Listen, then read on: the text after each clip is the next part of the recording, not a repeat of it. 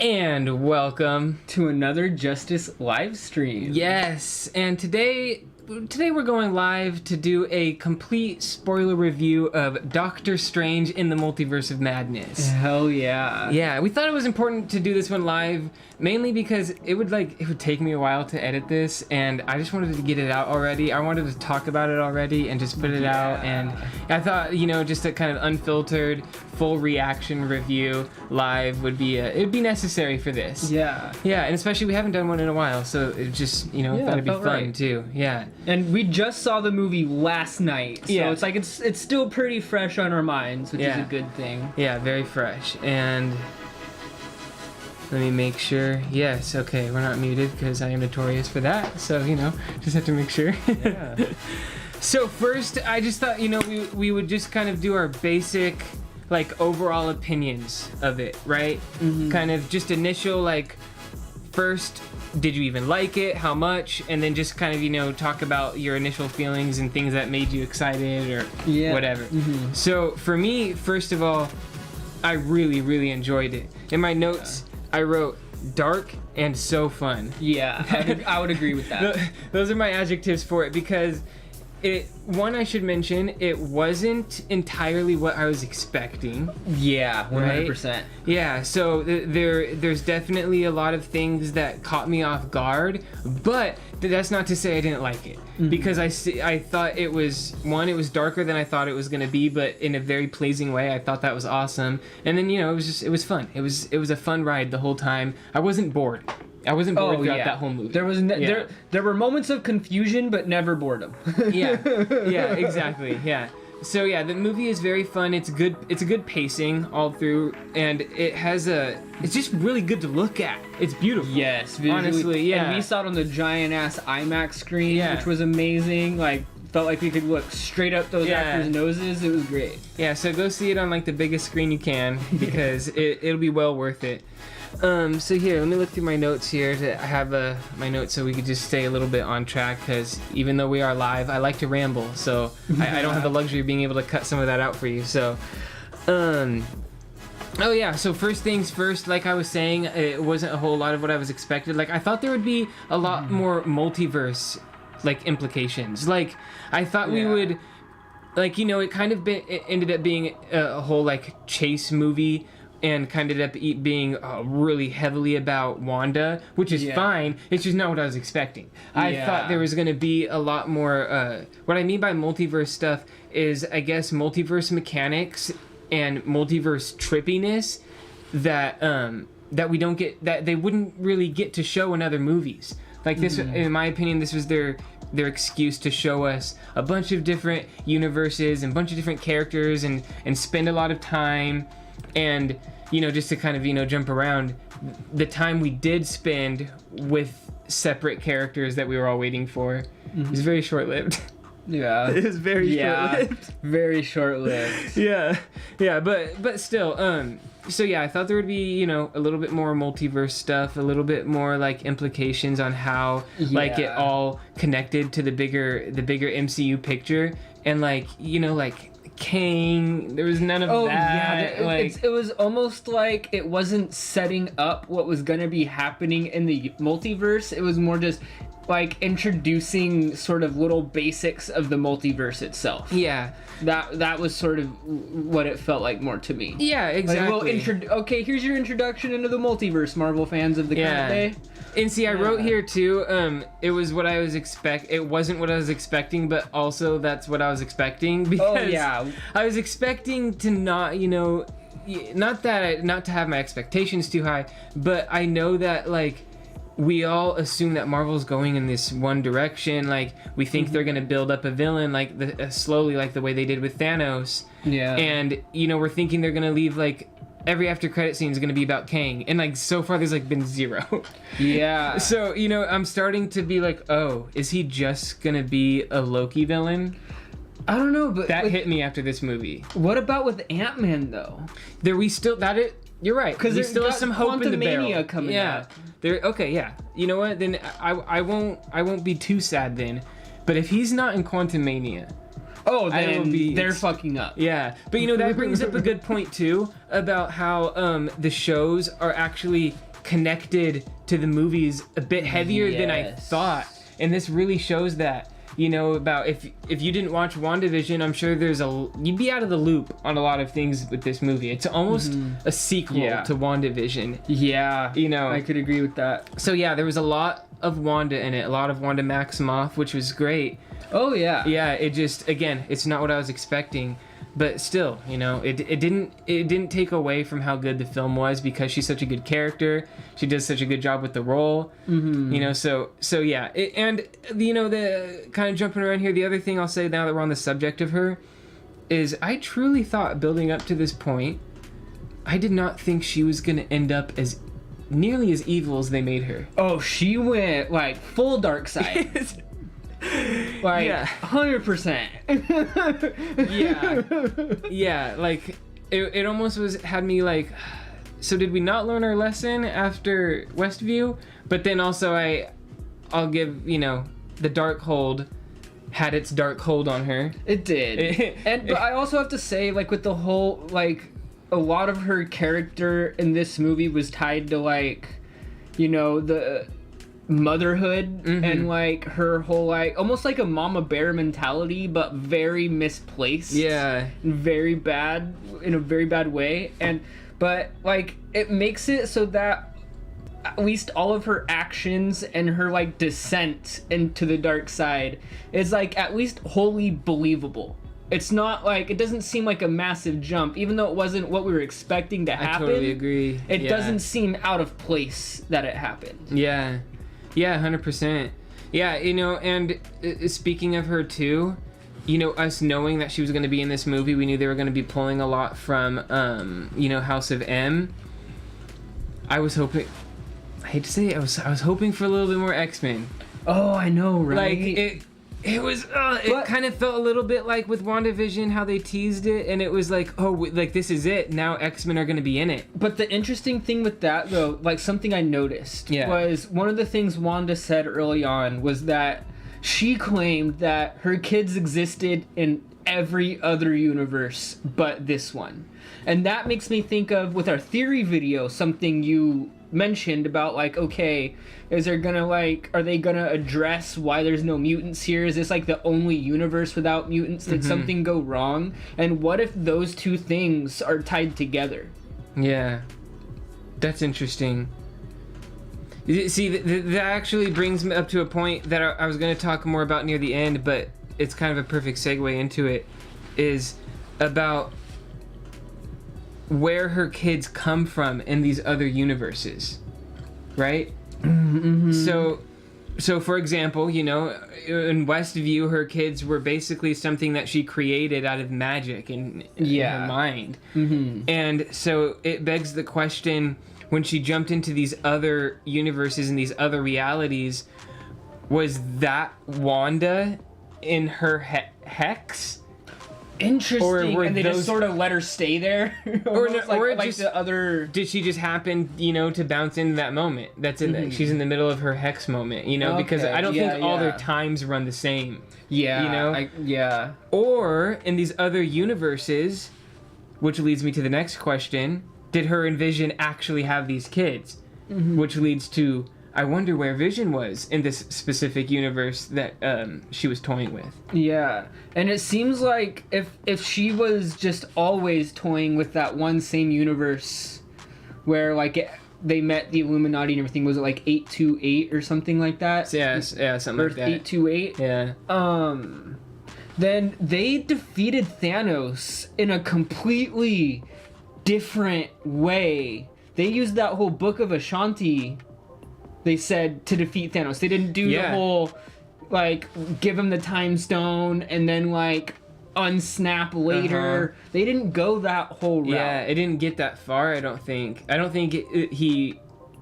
Thanos got nearly as far with his stone travelings as he did with our main MCU. And so that leaves opportunity for Vision to have never died in Wakanda. Yeah. So he might still be alive in that universe. But just, I wonder why he wasn't there, you know? Maybe Wanda retired, but he couldn't. Oh. 'Cause I don't see Vision being able, like, with the powers he has and the way his mind he was off sort of Avenging works. still. Yeah. Like, he wouldn't have been able to have that power and then not help the world in some way. Yeah. But I can totally see Wanda being like, you know what? You got this, Viz. I'm gonna take care of the kids. See you for dinner. Yeah.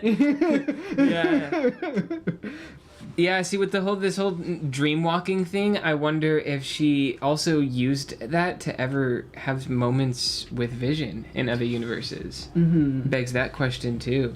You know, it just, now that we know that there's so many universes with so many other people and that we're all seeing this through our dreams, that just adds so many layers. It like makes me want to think about any time I've ever seen a dream in the MCU and like what happened with that, you know? So yeah, that was really interesting. Let's talk about our new character, America Chavez. Oh yeah. Oh my god, she is so cool. dope. Her powers are so dope when she finally gets like control of them. And she doesn't, like, you know, Doctor Strange, the way he makes his portals, like, She just punches a them. hole in the fabric of the universe, pretty much. Of the universes. Yes.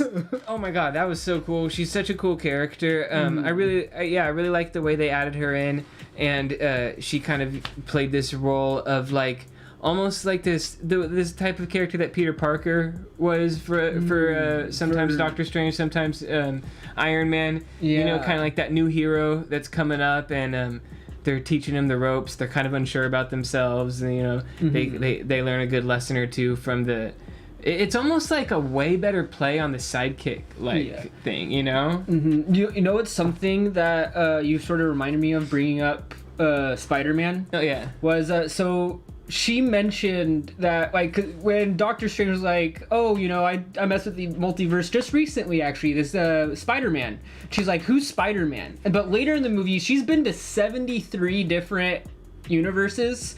That means every universe she was in before that didn't have a Spider-Man. Or, you know, she just wasn't there long enough to hear about him or see about him. Yeah. But that is a good point. That is kind of funny that, you know, that she never ran into a Spider-Man. Yeah. Or heard of a Spider-Man. Although she did only run into one other Doctor Strange as well. So maybe it's not as uncommon as we're thinking. Yeah, maybe she spends most of her time in those trippy universes. The one where everything's paint. Yeah. Is great. Oh, that is, like, honestly so creepy. Like, but it almost kind of filled me with a weird joy to see it happen. It was like, oh, that exists. That's fascinating. Could you imagine, though, just being like having these powers and being able to transport to these universes that make absolutely no sense in existence? Just, dude, I'm pretty sure they went to hell at one point. Yeah, right. Like, yeah, either that or Mustafar. So the lava planet. Although there was so many bones. I don't know if it was Mustafar. Oh, okay. I was thinking of a different one then. Yeah. Okay. Yeah, I know what you mean. The one with like all the buildings are made out of bones and stuff. Yeah. Yeah, I don't know what kind of reality that is. Yeah, it doesn't look fun. No. So here, let me jump down through my notes again. Just tripping about how powerful Wanda is. Oh, she was insanely powerful. So powerful, and like it was crazy. In some moments, it was almost like it almost made other characters look weak in ways that I was like, oh, I thought those characters have been stronger. Just Welcome like, you know, like all the magic power scaling. Yeah, right. like all the magic people that you know that she just took out just brutally. Oh, just completely wiped the floor with them. I was like, damn, like you would have thought they would have put up a little bit more of a fight, but that's okay. Oh, you know, another thing, we couldn't get over yesterday too when we were.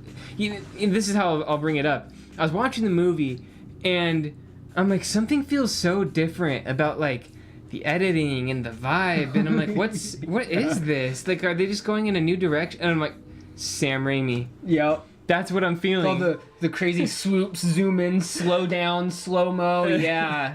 Yes. It was great, though. It added such a fun vibe.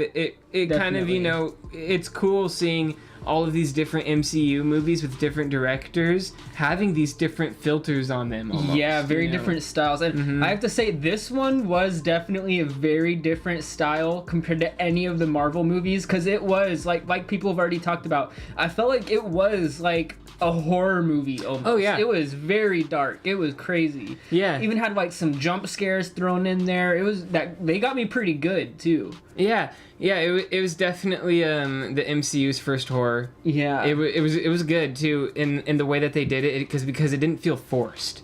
Yeah, it fit very well with the whole it felt natural overarching theme of the movie. Yeah. I wrote down here we had to talk about the music battle. Yeah. Oh my god. That was very interesting. Literally pulled the music notes off a page and then attacked each other. And they just went back and forth, like counterspelling each other, the music notes, just back and forth. So we got to talk about one of, if not the biggest reveal of the movie, and that was getting to see the Illuminati. Yes. That was amazing. For those few scenes that they were in, they did not disappoint. Yeah, it was short, our experience with them, but it was amazing. Yeah, and I'll say this too, I kind of expected it to be short term with them. Yeah, but they were going to be the next direction of the MCU, probably. Which brings me to my next point, which is why I was surprised in some ways of the type of cameos they did and how big they were, because and how short-lived they were. But then I keep having to remind myself it's a multiverse, and this isn't like the comics. In the comics, it's one Illuminati. Yeah. In the multiverse, this showing of that was just one universe's Illuminati. So these characters and this team could exist in other places. Oh yeah. Yeah. So that's what I keep telling myself for hope. But yeah, I even thought, that maybe because I kind of figured if we even got to see Mr. Fantastic, that it would only be for a little bit. Yeah. And I even thought maybe it would be the first actor that played him. But we got what we were all wanting. Yep, we got good old Jim. Yeah, and Jim Halpert. Yeah, and it was so cool the way he like came out of a square little portal, just total like Mr. Fantastic style. Yep, and like stretched into the seat. Yeah, and then the way he gets taken out is just brutal. All of them, honestly, are freaking brutal. Like, yeah. I almost feel like in the lead up of that moment, my mind immediately went to The Boys. Like, it felt like, oh, this is gonna get, like, insane for a second. I wrote somewhere on here, I was like, it reminded me of Invincible. Oh, Invincible, yes. Yeah, it was, I wrote, it was like a PG-13 Invincible. Yeah. But still, like borderline PG-13. Yeah, no, there was some dark stuff. Yeah. Like Black Bolt. Yeah, the way he died was insane. Oh my god! Like, and they were all hyping up. Like, all the other ones were hyping up in that moment. Like, our boy Black Bolt's gonna get you. Yeah. And then all of a sudden, it's like. Oh yeah, that reminds me of another note I wrote about Black Bolt. Is I thought it was kind of a little funny that he was almost used as the team's like executioner. Yeah. So, like they had him kill Doctor Strange, and then like as soon as Wanda came, Mr. Fantastic is like, "Yo, we got a boy up here." Yeah. With one word. So yeah, Black Bolt was super cool. I like this adaptation with his comic book accurate suit with the tuning fork on top. And, and then just how his head brutally imploded. Oh yeah, you see the back of it cave in. Yeah, that was intense. Oh my god. Yeah, that was super intense. And then Mr. Fantastic, how he died, seemed like she straight up just kept stretching him apart until it reached the point where he couldn't stretch anymore and like popped. Like just a little. Yeah. Oh my! It It was she spaghettified him. Yeah, Like- she did. She spaghettified him. Oh man, it was really brutal, and it was just like it was just one after the other. And so that brings up too, talking about Captain Marvel. Oh yeah. Yeah, so this Captain Marvel was Marina Rambeau. So obviously Carol Danvers didn't get the explosion. It was her friend instead, and she did not last as long as I thought. She didn't, but I do have to say the ladies of the team lasted a lot longer than the boys did. Good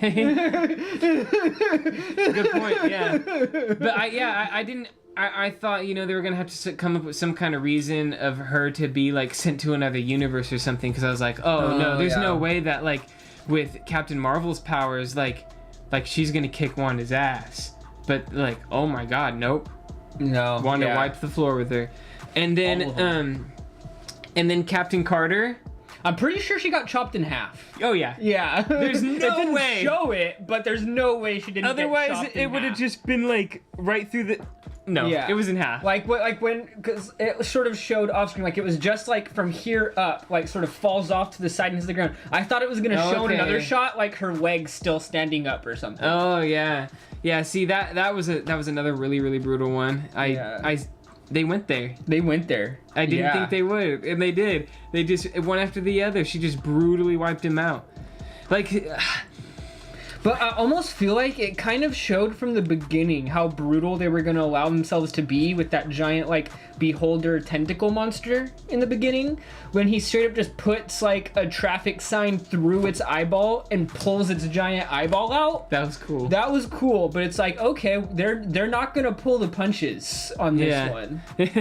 Yeah, the whole movie had a different vibe from the very beginning, and they didn't hold back, and I appreciated that. Yeah. Because, too, it made me think about, you know, Marvel, maybe, you know, or Disney, rather, being okay with, you know, rated R, and having those Deadpool movies come in again and satisfying all of us Marvel fans. Because how dope would it be to see our rated R Marvel, or our rated R, I almost called him Daredevil now, Deadpool, interacting with our more, you know, kid-friendly MCU characters. Yeah. That would be hilarious. So that would be amazing. yeah.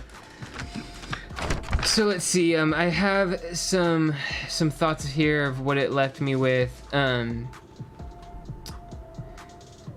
Oh yeah. So talking about just going back to Wanda a little bit again, and so remember how I mentioned she was way eviler than I thought she was gonna be. Mm-hmm. The version of her in that other universe that she was like taking over did not seem evil, right? Because she still had her kids, or maybe she was in the Hex. Either way, it begs the question, is this the last Scarlet Witch we are going to see? Or is there, because like, is this their way of sort of retiring the character? Almost? Yeah, or, you know, maybe we'll get Wanda, nice, magical Wanda, or maybe there is another Scarlet Witch or two out there. Because if there is, most likely we're going to hear about them, because they're a multiversal threat. Yeah. The Scarlet Witches. Unless the Scarlet Witch, the title, is, you know, singular. Like, only one exists, you know? But... Or maybe it's only one at a time. They could do something like that, like, too. Yeah, like the power didn't disappear, just Wanda's time of holding the power disappeared, sort of deal. Yeah, and so because... it might get sort of... Someone else might give rise to that power again. And, you know what I mean, exactly. Because, you know, I've mentioned, you know, offhand, too, that I somewhat wonder if the chaos magic that she uses is similar to the Phoenix Force. Or maybe even is the same thing. In some universes, it's called the Phoenix Force. In some universes, it's called chaos magic. And but maybe, what I'm saying is, it's, you know, it only one of it exists. Yeah, it's like maybe it also has something to do with like the universes without mutants as well, in a way. Like the universes with mutants, the chaos magic is the Phoenix Force. But in the universes without it, it goes to Scarlet Witch more. Yeah. Like, in a way. Oh yeah, so something I was wondering. Do you think Wanda's really dead? That's a good question. Because when it like collapsed in the whole fortress, you saw that little red flash. And when I first saw the movie, I was like, oh, is that her exploding? But now she could have, saved her, like prevented rubble from falling on her. She could have appeared somewhere else. I'm wondering if maybe she saved herself. Didn't it say in the beginning it was a tomb, but then she's like, no, it's a throne. Mm-hmm. What if she did, like, even if she didn't die, but she almost, like, allowed it to become a tomb? Yeah, that is poetic that it did kind of become a tomb at the end. Yeah, so, before we wrap this up, too, I want to talk about the Fantastic Four again. Because there's a couple important things that his little bit of screen time left us with. And so one thing, talking about Fantastic Four, there's a lot of us out there that are picturing the Fantastic Four probably existed in the MCU at one point. Yeah. But that they were lost in time, probably doing experiments with Hank Pym, whatever. But that little throwaway line that Doctor Strange says to him, about the, I don't remember exactly what the line was, but about them being a hit they from chart the 60s. in the 60s? Yeah. So I'm like, oh man, like that could be, just a joke of him making fun of how that name sounded like a band, Yeah. Or it could have, slightly implied that there was a Fantastic Four group in our 616, I think it is, our universe, and maybe they're stuck in the quantum world or something.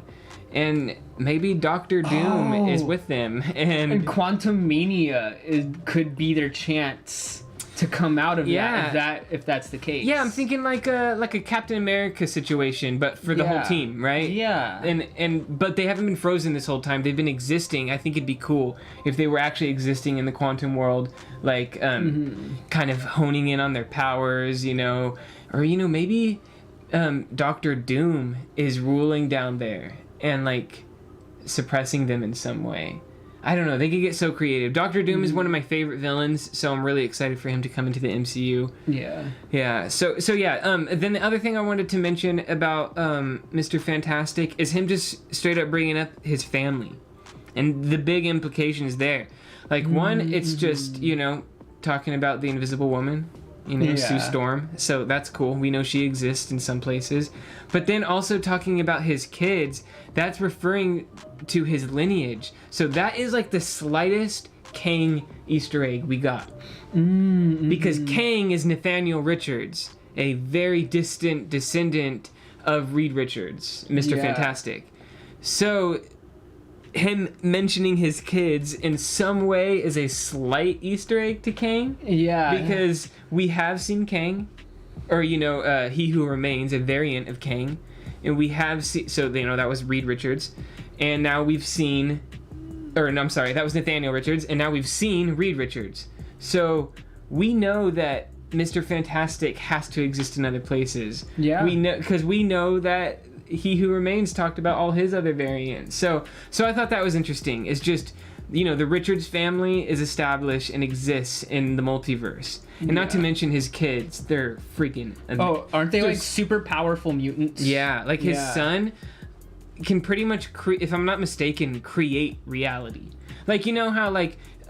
is he Wanda, the one that can point his finger and go bang and it's like a gun? Yeah. Yeah. Okay. Like Wanda, I think, she needs something to work with. She can turn an apple into an orange and it will be a real orange. But it has to have started from something. Yeah. And I think, with his kid, he can straight up create out of thin air, even a universe. Let there be orange. Yeah. Yeah. Yeah. So, that gets into a whole bunch of things. That's super exciting. But I just wanted to mention that because even though we didn't get a whole lot of X-Men in the Fantastic Four, there was, I feel like, little micro Easter eggs that do set up things for the future. Yeah, and it establishes, their existence, even if they aren't present, at least their existence in the MCU. Do you think that was, the literal cartoon version of Professor X? like in live action, because he had like the yellow hover chair. Yeah, they were all very, I feel like comic booky. Yeah. Outfit wise, like yeah. And we know some of the universes were cartoon when they were crashing through. Yeah. Mm-hmm. So that was interesting. I have all these points, and it was interesting. They did introduce like incursions and stuff, at least. Yeah. With the multiverse, which I feel like is like a big part of like what I've seen with like some of the stuff I've seen, like a big part of the whole multiverse. Scenario. Yeah. So that reminds me of the end credit scene. I don't know her name. We couldn't remember who that girl was that came and found Doctor Strange, but she's actually Dormammu's daughter, if I'm not mistaken. Oh, no way. And the Sorcerer Supreme of the Dark Dimension. I might have that wrong, but if I'm not mistaken, that's because I looked it up earlier, and wow. Yeah. So the fact that he was like on board to like go mission up with her. Oh yeah, that's a duh. She's gonna be his wife. I think in the comics they get married. Oh, that's fun. Yeah. So yeah, I don't know a whole lot about that yet, so I can't speak too much on it. But that was exciting to see that. Yeah, hell yeah. Yeah. And then another question that this movie brought up to me is, do you think? I won't tell you how I feel about it yet. Let me get your opinion first.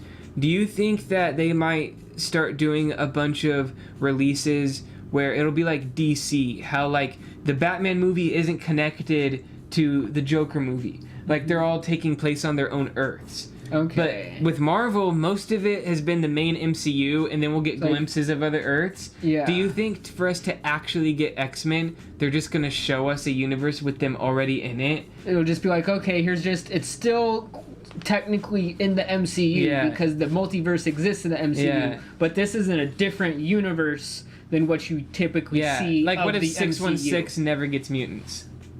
When they show us mutants interacting with those characters, they're just pointing the camera at a different universe. Yeah. Do you think that would happen, or do you think that's likely? I can see them doing that. I kind of hope they don't, honestly, because I would love for them to actually be mutants in Earth 616. Yeah, because that's what we've been following from the beginning. It'd be almost like a cop-out, I feel agree. like. Yeah, these are pretty much my exact thoughts, yeah. And it's, because the hardcore fan, I know it's all about the kids, we gotta get new Marvel fans. Although maybe watching this movie, maybe it's not all about the kids anymore. Very good point, actually. So then I feel better about this point. Because I was gonna say, for us that have been following it from the beginning, from the first Iron Man movie. Yeah. I want mutants in that universe. Yes. That's the big deal here. And I think that's probably part of the dissatisfaction that we've felt from the small Easter eggs that they have given us that are supposed to be like super exciting. It's like Patrick Stewart, it's John Krasinski as Mr. Fantastic. It's we got live action Captain Carter. Like, oh, I loved that too. Yeah, like all great. Our dreams are coming true. But it doesn't feel real. Yeah. And I think that's part of it because it doesn't feel like it's happening. It's like in the universe that Geico commercial with the dude with the fishing rod. He's like, the dollar on the end. You gotta be quicker than that. Yeah. Exactly.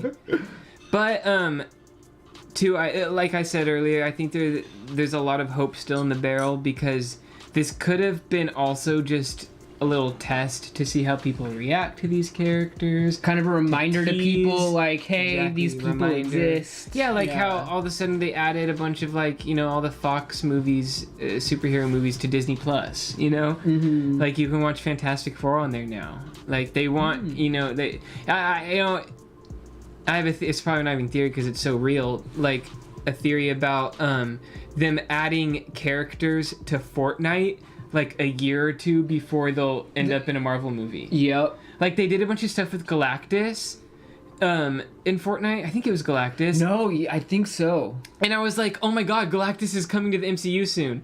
So I haven't seen him yet. But I feel like with the it wasn't multiverse stuff. It was a different thing in that video where it was like the Beyonders and stuff where they had to like the bring Beyonders. in Galactus, even if that was an illusion. But like, see, yeah, Galactus. We probably aren't gonna get Galactus until we get Fantastic Four established. yeah. Yeah. So and then Silver Surfer and all that. Yeah. So, but yeah, back to just to kind of close up my thoughts, I guess, on Doctor Strange in the Multiverse of Madness. If I had to like on the spot right now, I haven't really thought about this. Give it a rating 1 through 10. I haven't thought about this either. I'm gonna go with a 7. Yeah, my gut reaction is like between 7 and 8, so I'm just gonna say 7.5. Oh, okay. See, my gut reaction was more on between the 6 and 7. Yeah. And that's not to say I didn't like it, because I don't want to. It's just as a movie and where it's at in the MCU, I give it a 6.8/7. No, I'll give it a 7. I give it a 7 because, like I said, to me, it was playing softball a little, not with the way they killed people, but with the way it impacted the rest of the MCU.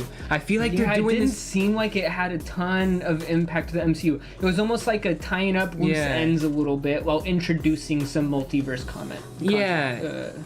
stuff. Yeah, and then I also give it the slightly low rating just because like the horror element was good, but because it was PG-13 and it was the first time they did it and it was slightly teased, I felt like as a guy who loves movies, I can't like call it a horror movie.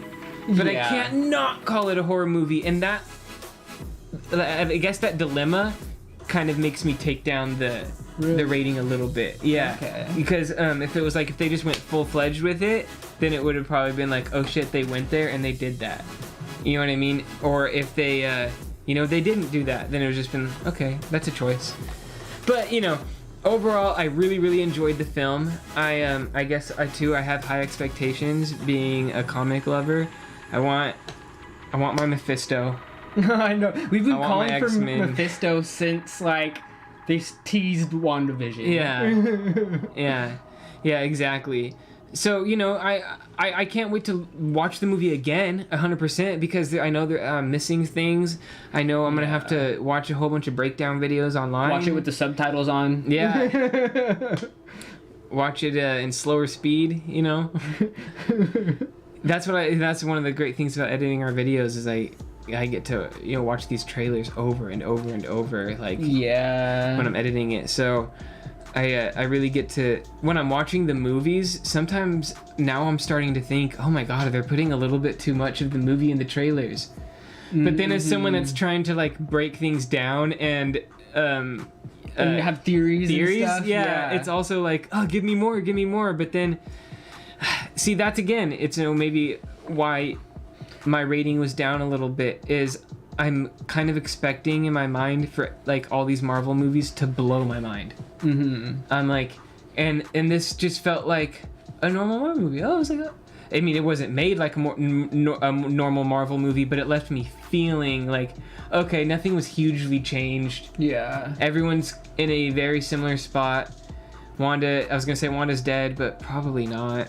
You know what's something though that makes me think of is almost like us as fans. Are we sort of like overhyping in a sense of like, this is gonna be what shows us the direction of Phase 4 100%. for like everything that's come out recently? We're like, does this show us what's happening in Phase 4? And then when it doesn't fully give us that picture, it leaves us like kind of disappointed that we still don't know. See, I think that's exactly fully what's happening to me and people like me is the high expectations, the unanswered questions. But then, too, I'm also trying to step away from it as just like a mild like Marvel watcher and how you would have liked this movie and like how it would have been perceived. And I still think that it's a 7. It's super good. It surprised me a lot of ways. The cameos were amazing, but it ain't a 5.